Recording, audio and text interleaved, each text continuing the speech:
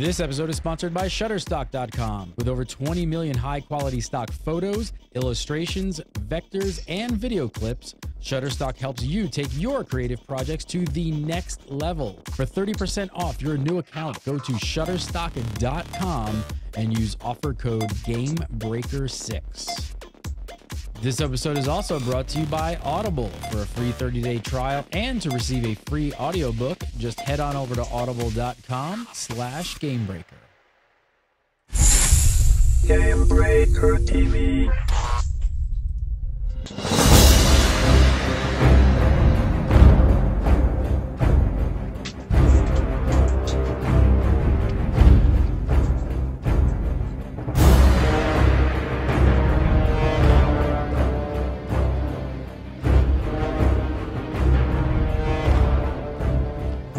What's up, everybody, and welcome to episode 6 of Conspiracy Craft.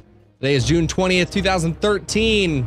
Today, so many questions were left unanswered, and the connection that Missy came up with last week about Wrathion and Medivh looks like we might be looking a little bit deeper into that today. So, joining us today from WoW Insider, Gamebreaker TV, legendary, the one, the only, Miss Olivia D. Grace. I hope there's not duplicates. What a terrifying thought. God. Doppelgangers, have you ever heard of them? I have heard of doppelgangers, yes. I have heard of doppelgangers. Like, you gotta watch out for doppelgangers. I will keep an eye out, Chaff. I'll bear that in mind. Thanks for the intel. No problem. Just watching your back. And also from Gamebreaker TV, a resident red shirt, it's Adrian Clark, aka Missy. Ooh, wait, I can't put it. Ooh. That cat is just so excited to be being stroked right now. Yeah, it just doesn't not want to leave. Oh, there it goes. Everybody told me I should have had a cat on my lap for last episode, so I brought him on. Excellent. So now all those moments where you need that evil cat kind of stroke, you can have one for all of your amazing theories. Yep. All right, real quick before we jump. Freaky stuffed cat. There you go. I've got Gary's freaky, paper towels from being sick all day. That's about all I got. Oh, wow. I wouldn't touch those. No, seriously, wow. It's all right. Now I can just call in sick for a week. Real quick before we get into it, I want to tell you guys we got an awesome giveaway going on over on Game Breaker's Facebook. We're giving away a Naga, and it's real simple to enter. All you guys got to do is head on over to their Facebook page. You just click this little screenshot giveaway that's going to take you over here, where you can see we're giving away a Razor Naga and a Gamebreaker shirt to 5 runners up. And you can see it's really simple. All you guys got to do is just submit a picture, and right off screen here, let me just drag this over to the left. All you got to do is community just votes. Community voting for a Razor Naga. So head on over to Facebook /Gamebreaker TV and check out that awesome giveaway. All right, so on last episode, as I said, Missy, you actually shared a real odd connection that might be possible in World of Warcraft's history. So could just for people that maybe haven't watched last week's episode, can you give us a quick refresher on that? Okay, so my theory, and yeah, it is pretty out there, is that Wrathion simply, he isn't simply getting vibes about, the impending doom to Azeroth, but actually he's getting tips from beyond. And by the beyond, I mean, Medivh, since he's, dead. Crazy. Now, just one quick question. Are we going to be able, does that mean we'll have Wrathion, a Wrathion house raid? Because a lot of people like Karazhan, so I'm sure we'll want to see, the tips from... It'll be below Karazhan. All right. Everybody's winning that, so... Great. All right. So obviously that leaves a lot of viewers who are kind of wondering why Medivh would choose Wrathion. I know that obviously you don't like this World of Warcraft character. But why Wrathion? Medivh has a son, doesn't he? Yes, Medivh does actually have a son. I really don't like this character. A lot of Warcraft players might not even know who he is because he starred in the comics. He's never made any interaction in game. And his name is Medan, and he's the child of Garona Half-Orcan, who was the half-orc that looked human and ended up killing King Lane at the end of the first war, and Medivh. And yeah, I don't like him. He's a very overpowered little Mary Sue. Mary Sue. That's quite harsh. That's pretty harsh. He can't be really that bad. Oh my God, he is. So, okay, so to get everybody on the same ball as to what a Mary Sue is, it's a poorly developed character who is too perfect and lacking in realism to be interesting. That's the thing, is like you have to have character flaws to be interested in any form of character. So, not only is Medivh a mage at heart, thanks to his father, he picked up shamanism from his orc quarter side, because Garona's half orc, half Draenei. On top of that, his Draenei great uncle decides he needs to learn how to wield the light because the madness of Sethune from the first Ahn'Qiraj conflict, which he mastered the basic quickly, which takes years. It takes years to learn how to use the light. It's so frustrating. So he's just like, oh, you have a natural affinity for it. You are cleansed of the madness. But like, this is the part that kills me the most. So Theramore comes under attack from a faceless one that Cho'Gall awoken, and Medivh intuitively weaves together arcane and shaman magic to defeat the faceless one, then heals by calling on the power of light and earth. Just what? So what you're saying? Wow. What you're telling me is he's Deadpool or Superman. Yeah, pretty much. I actually like. He's like. So then he follows the voice of his father to be blessed with phenomenal cosmic powers as the last guardian of Tristful Glade. I liken him to Disney's Hercules without the awkward teenage stage, actually. That was the best part of the movie when he was a teenager. I know. And I'm not I'm not sure he's 100% Blizzard design, but there are okay, I am a writer.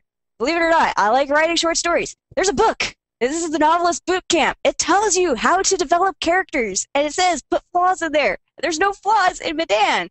So I'm not blaming Blizzard on this character, but it's like even Blizzard coined the term, he's wonderfully unique for Medivh.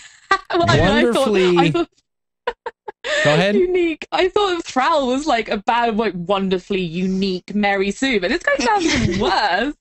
So, hang on. I guess what everyone wants to know is why Wrathion over Medivh, his son, to warn Azeroth? Does he just hate Mary Sue's as well? Is that what's going on?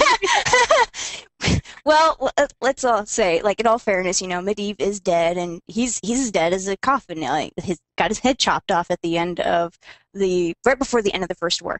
So you can't get much better than him, even though we've seen some characters come back from the head chopping before. Nixia. But being dead means he's bound to the plains of Azeroth. He can't travel very far. He's stuck on this world, and he can go deep wherever. And supposedly, no one knows where Medivh has gone off to since he became Guardian. He could be out in Outlands. He could be in another world. We don't know where he is.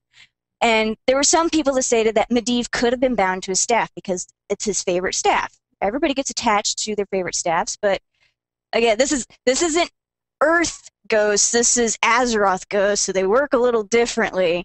And I really want to sit there and say that when he granted his guardianship, God, that sounds so weird to say, to Medivh, he lost that connection to his staff.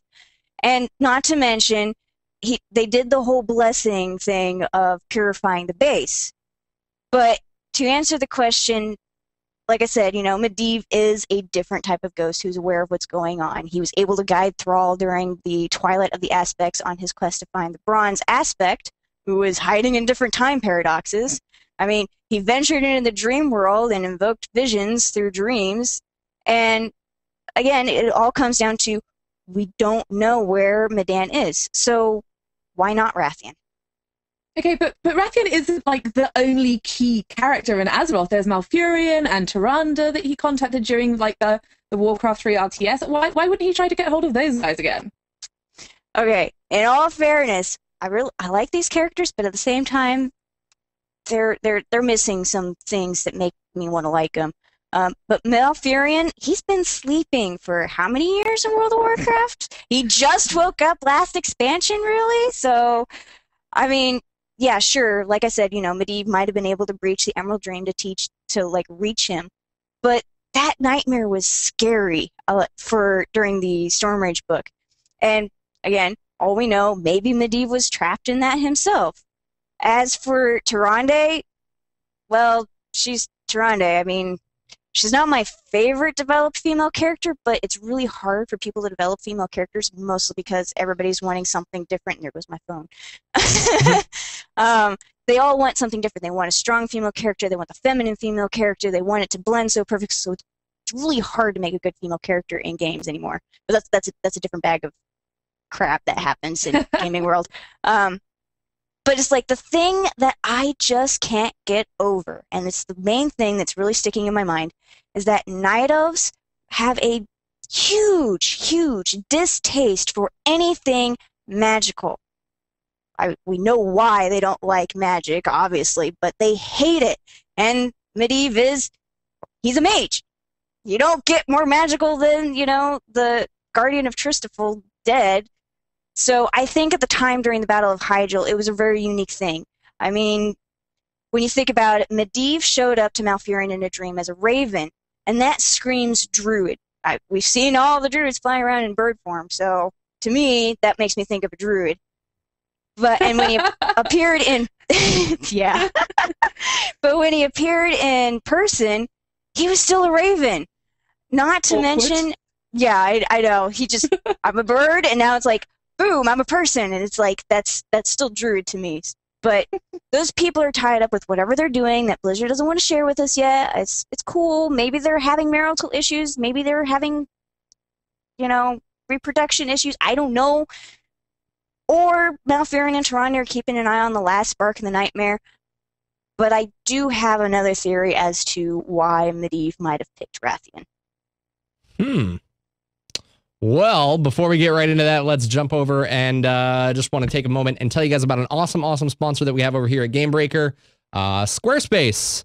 Squarespace is an awesome website creation service that you guys can log in. It's very simple. A lot of people out there, it's the 21st century. Everybody needs a website for something. If you want to get into video game journalism, you need a website. So why not head on over to squarespace.com and make a website. It's super simple. All you guys got to do is select a template from any of the ones that are down below. You can actually start a free trial, and they'll even give you a free domain when you get started. So it's really simple. You've got a whole bunch of different templates to choose from. And probably the nicest part is all these different templates, you can switch them out. So let's say, you start right here with the Avenue template and you decide that you want to go in a different direction, or maybe your once photography website changes into more of a, information site. You can head on over here to the Beatrice template and just use that just as well. All of these are quick, easy little widgets that allow you to swap in and out with no in-depth programming code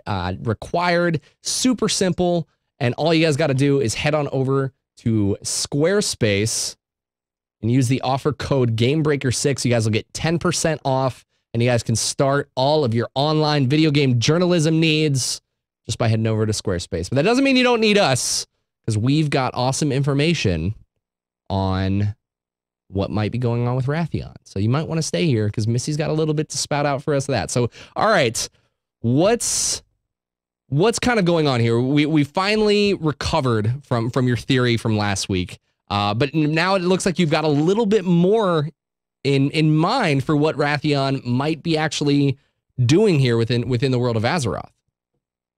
So Medivh's dead, right? And the last time he helped Azeroth, his mother created his body for him. It was a big, huge ordeal thing happened in, I think, some RPG book or another book that I haven't read.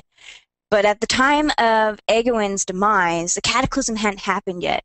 So that means the Wrathion egg hadn't even been conceptualized. And if I had to pinpoint her time of death, it was while the players were Northrend. So it's possibly near the time of the nightmare in the Stormrage book. I don't know. It's really hard to pinpoint the exact moments of time on deaths and everything else. So it's not like his mom could create a new body for him. But as I mentioned, it's around the time of the nightmare, and I'm thinking now. So the nightmare thing happened in the Stormrage book, and when you died in the nightmare, well, you died in the waking world. Would a ghost lose his connection to his new body when he dies in the nightmare? That's an interesting thought. Like, would a ghost die again? Like, be double dead? Like, and then he'd be the ghost of a ghost in the nightmare? And like, that's odd. But okay, you're onto something here, aren't you? Sorry, you're onto something here. I'll let you carry on. Yeah. Well, it's like, yeah, like naturally, you know, if Medivh really doesn't have a body anymore, and like I said, his mom can't make him a new one, he's either talking through visions again, or there's this little egg in Badlands being tinkered by Titan devices that might not have anything inside. You just had to bring up the egg in the Badlands. It's the start of everything. I love Can't that get egg. away from it. We can't get away from it. I cried during that quest. What do you okay, so obviously this egg is a link to something. It's you know, the birth of Wrathion, but what does this what could Medivh want, or what could Medivh even do with this little egg? So, here we go, going into this theory. This egg is compromised of dragon whelplings that have been dead and other eggs, and it's been spliced together by titans. That doesn't make it very easy to create life. Yeah, like titans are really good at making life, but they have specific spots where they do the petri dish, like the Veil and Ungoro and Sholazar. Yeah, those are the three off the top of my head. So it's really hard to create life when you're just splicing pieces together. So with nowhere else to go for a physical body, why not into this oddly created black dragon whelp egg? Like, think about it here. You have Earth Warder-like powers, Titan influence, plus you have just the natural magical ability all dragons have. I mean, who wouldn't want to see that if they can, you know, take over a lifeless body? So Wrathion might very well really be Medivh in the end, is basically my theory. Do you think that could that actually be why? Because everybody at first, I think, was so kind of blown away that the child of Deathwing was just naturally helping Azeroth. Everybody was like, it seemed very weird. Everybody always thought he had some ulterior motives, but the fact that he could be some sort of reincarnate Medivh could be a little bit of the reasoning behind that. Yeah, that was one of the things that I sat there, I'm just going, you know, what do you do with this poor egg that's been spliced together? Not to mention, you know, he's so massive intelligent.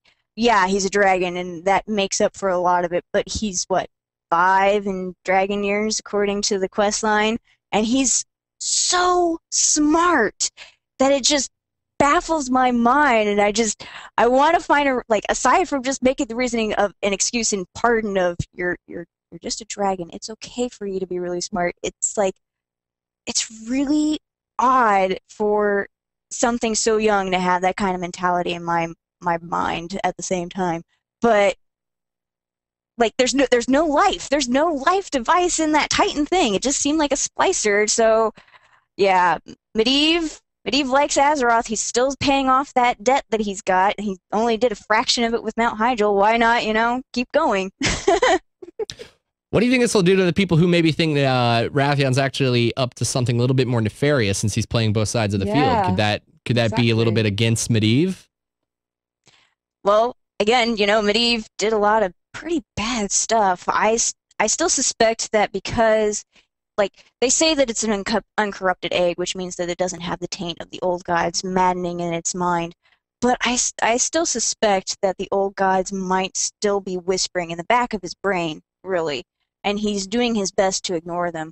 And so it might, like, cause, if Medivh's in there, it might cause Medivh to sit there and be like, well, we got to do whatever we can to keep Azeroth safe. We can't get rid of the old gods, but we could probably shut them up for a little while. But right now we've got the Burning Legion about ready to rain down on us. It's really weird that an Earth Warder would send, like an Earth Dragon would sense that, the Black Flight would sense the Burning Legion over the old gods when they were created to fight against the old gods, in a sense. I haven't finished the last part of Dawn of the Aspect, just by the way, so.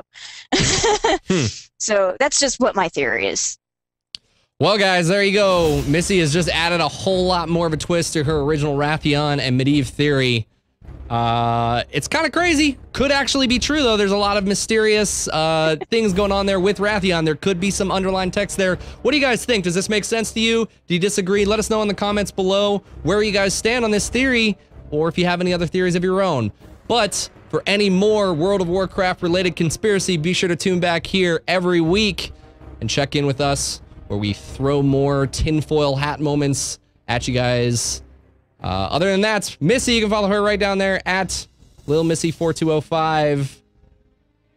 Make sure you tune in next week. What's that? I got a big special next week that you guys are really wanting to know. So tune in next week. Not even gonna tease it any more than just tune in next week. Just tune in next week for a special, an even more special than usual. Do not miss it. Do not miss it. Olivia Grace, you can follow her right down there at Olivia D. Grace. Yep. And you guys can follow me right here at Mike Shafton. Thank you guys so much for watching. Please, please, please tune in next week. We'll see how things go. And Missy, who knows, you might be able to get some information out of the good old Blizzard when you come down and see them next Friday. So we'll see how that goes. See you guys next time.